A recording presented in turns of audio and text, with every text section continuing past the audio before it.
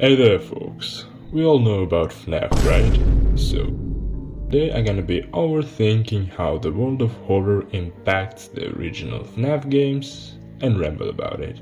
This type of videos isn't quite typical for my channel, but I wanted to talk about it so badly, so hope you'll enjoy. Several weeks ago, my brain decided to rewatch some classic horror and slasher franchises for some reason, and given the fact I've been terminally ill with Freddy Fazbear's for a decade by now, I couldn't help noticing many interesting connections.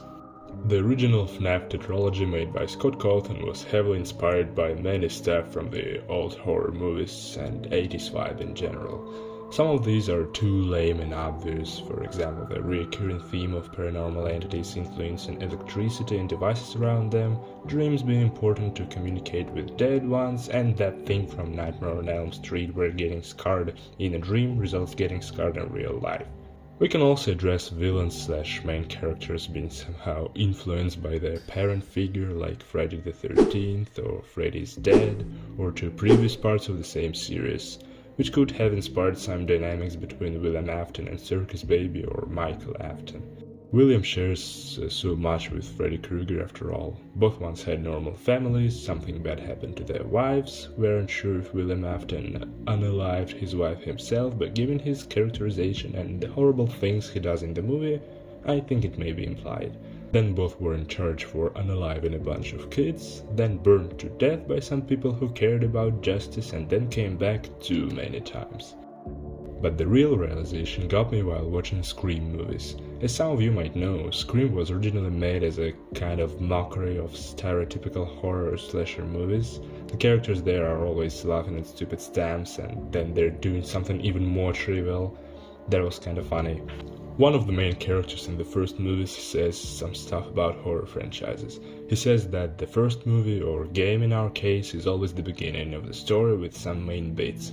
Then we have sequel, which gives us more deaths, more characters. That's exactly what FNAF 2 gave the players back in 2014. We have bigger location, more animatronics, more crimes, etc.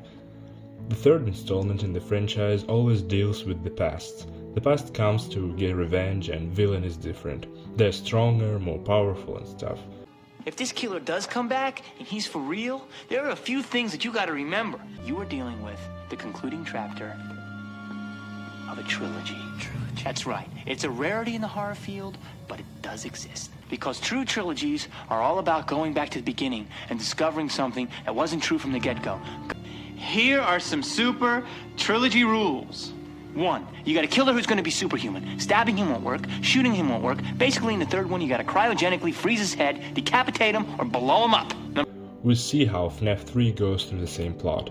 Phone Guy's tapes in FNAF 3 are referring to the past of Freddy Fazbear's Pizza, we have flashback minigames, heck, we even have the entire gameplay set in the horror attraction that collects all of Freddy's memorabilia from the past. And as a villain we have Springtrap, aka William Afton, aka the Purple Man, aka the man behind, aka the Slaughter. And it feels different, you know. It's not your average animatronic possessed by some kid, it's the man who started all this mess. FNAF 4 still uses this kind of beats. Scream 4 deals with the remakes, it's all about it, and FNAF 4 is made using all of the remake rules. We have a gameplay similar to FNAF 1, we have the same characters, but this time they're scarier, kinda. We just have the same idea but in a different setting, and I might say it works quite well. After the fourth movie, many franchises are getting reboots. It's not quite the same if we're talking about FNAF, but Sister Location seems a bit odd in the original tetralogy context. It wasn't supposed to be a reboot because it happened later, but it still has very different vibes. It's like Scott was willing to tell a very different story within the same universe and had to adjust some stuff to work better.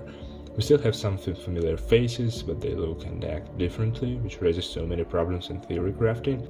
Like giving Scott's love to set different stories with familiar characters like he does in his novel trilogy, kinda does in Fazbear Frights, and obviously does in the movie. It seems like even the FNAF games can't be considered a solid story with existing timeline. It's more likely Scott was trying to use different ways to scare gamers in his first releases and then tried to set some cool plots just because he felt like that. Well, let's get back to the point. The original FNAF games had strong 80s horror vibes. The guys who have the knowledge of cinematography might say that all those tropes are too dated to work, but FNAF proved that they still can work somehow. Of course, Freddy was a big success back in the day. We may say that Scott was just lucky to release those stuff in the most appropriate moment. But anyway, all those circumstances just brought the light to his creations and allowed people to see how genius those games were. They are still genius. Why would I say were? Anyway, that's it. I have no idea why would I record this. This script was just chilling around my PC for a while. Thank you.